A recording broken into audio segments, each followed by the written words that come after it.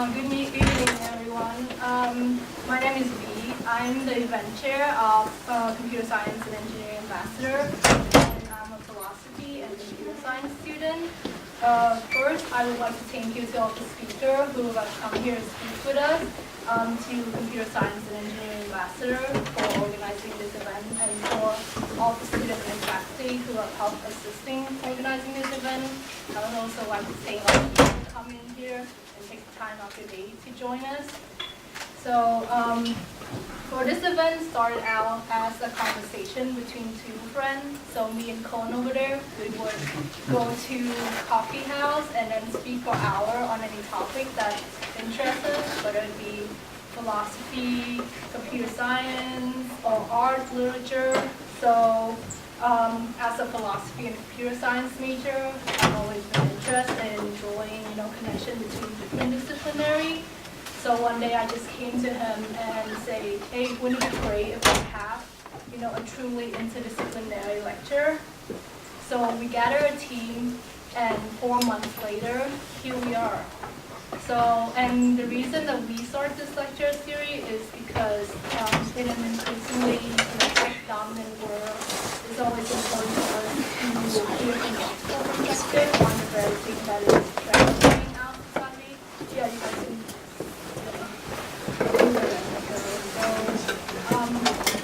I'll go over a little bit about the structure of this event. So we'll have four speakers from 4 different departments come up and speak. There will be a 20-minute of guided discussion by our moderator here, Dana. And then after that, we'll open up for Q&A for about 30 minutes after. So, this lecture started out as conversation between 2 friends from 2 very different backgrounds, very different person. And our hope is that it will end it how it started, with people from different backgrounds, different disciplinary, race, gender, coming together to solve a problem. Thank you so much, and I'll turn it over to Dana.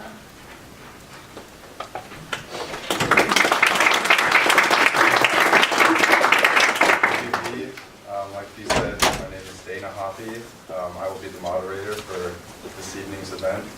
I'm a sophomore here at UNL. I'm a major in computer science. So without any more hesitation, I will introduce our first speaker, Dr. Hassan.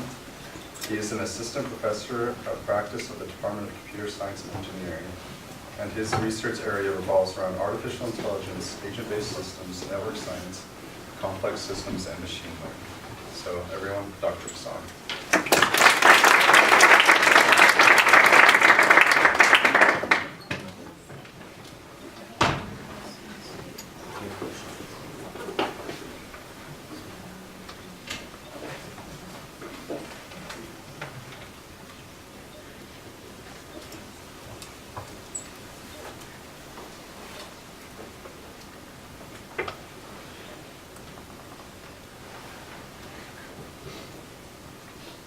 Okay, good evening. Thank you, V, for inviting me. So before I begin my talk, I want to play something for you, just for 1 minute.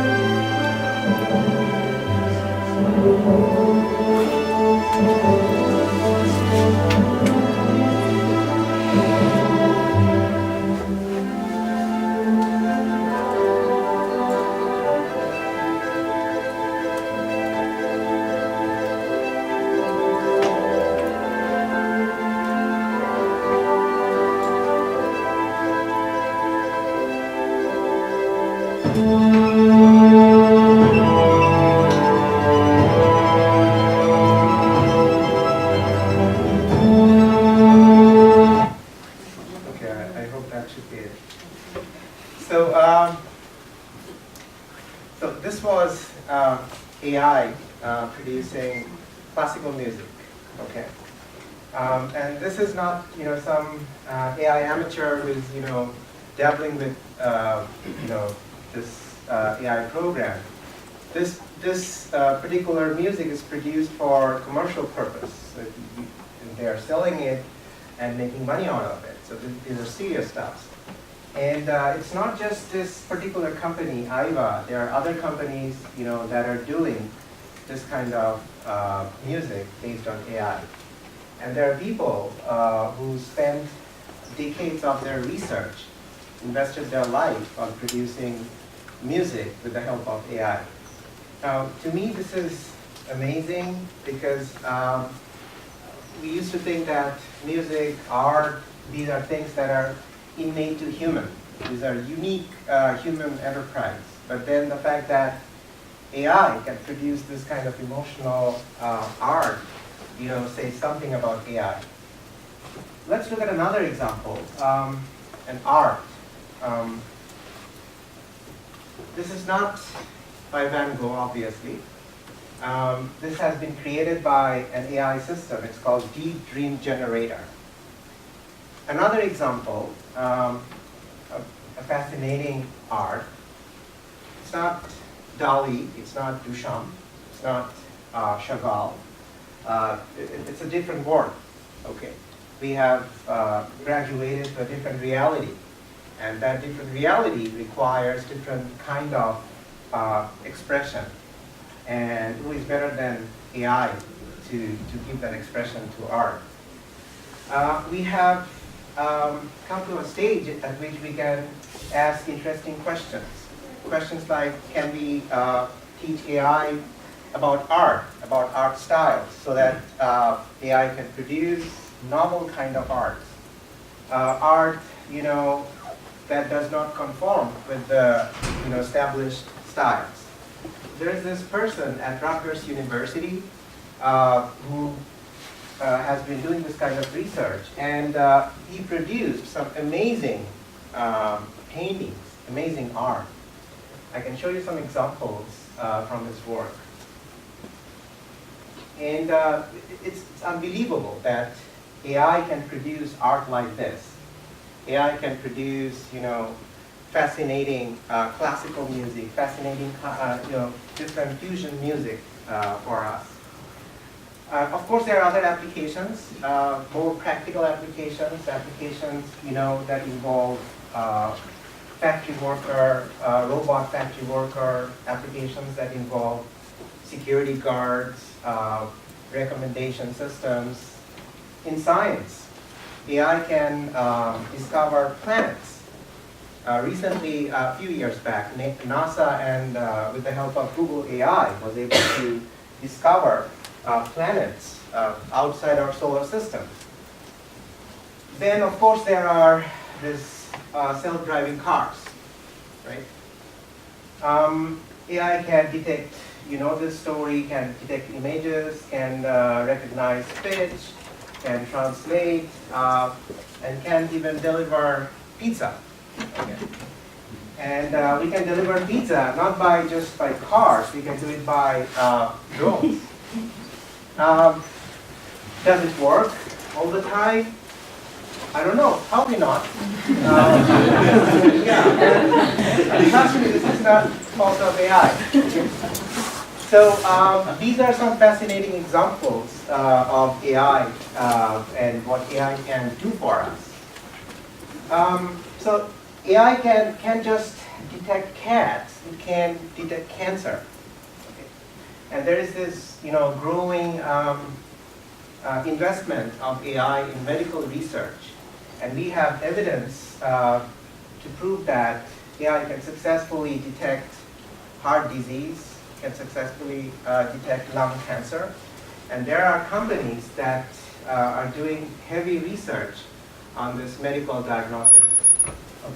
So this kind of research doesn't only reduce cost for low-level professionals, medical professionals, or doesn't only allow us to hire better doctors, but think about a future at which you can have this AI program in your mobile phone so that if you have something unusual on your skin, you can use your mobile phone and you can detect if you have cancerous growth or not real fast.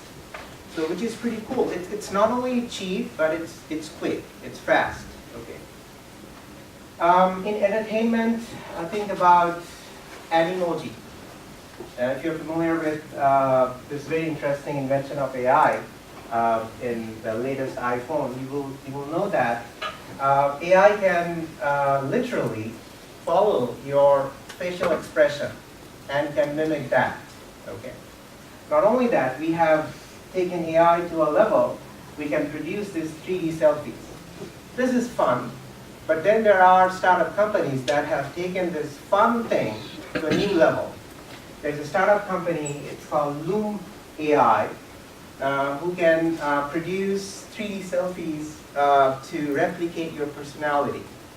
If you go to their website, I can't show you because of time constraint, but if you go to their website, you will see that there is this image of Will Smith, not the real Will Smith, but then based on that image, they have produced a 3D selfie of Will Smith. You can capture that video and then you can, exchange it with whomever you want. Now, this is not just entertainment. We can take it to a completely new level. Think about, for instance, your Canvas course management system. You log into Canvas, and then suddenly you see that a 3D avatar who looks like you would pop up and would tell you that you missed your deadline. You're not doing good. With the last week. Spring is coming. Be aware of the weather. Okay. If you could have somebody instead of Einstein, the avatar of Einstein, if you could have your face in front of you, in conversation with you, that could be more effective than having an abstract or a distant avatar. Right? So this is a very, very interesting aspect of what we can do with AI, not just with entertainment. So I would say that it's a great time to be an AI scientist, AI researcher. And there is a recent study that shows that there is a scarcity of AI talent. Okay. There is a Canadian company called Element AI who did a study which found that we have less than 10,000 AI experts around the world, which means that if you can do good in AI, have a good degree in AI, good expertise in AI, you would be hired. You would land in a very good organization, very good company, or very good university. You can do research, and you can serve humanity. Now, all these examples that I have shown you, this AI magic, most of this magic were done with the help of a tool called machine learning. Now, most of you are familiar with it. Some of you are not. So you may have this question. Is machine learning different from AI? You may have heard of deep learning. So is deep learning different from AI? Or what is AI anyway? So I will not answer this question now. I'll leave to the other speakers. But if I have time, I'll get back to these questions and talk more about it. Thank you.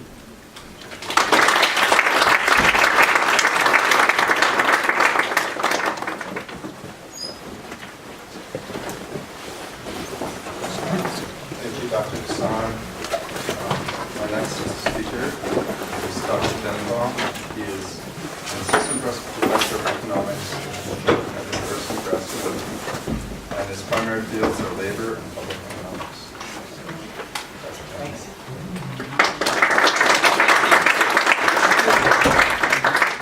Okay, so it's great to be here, and I'm very happy to hear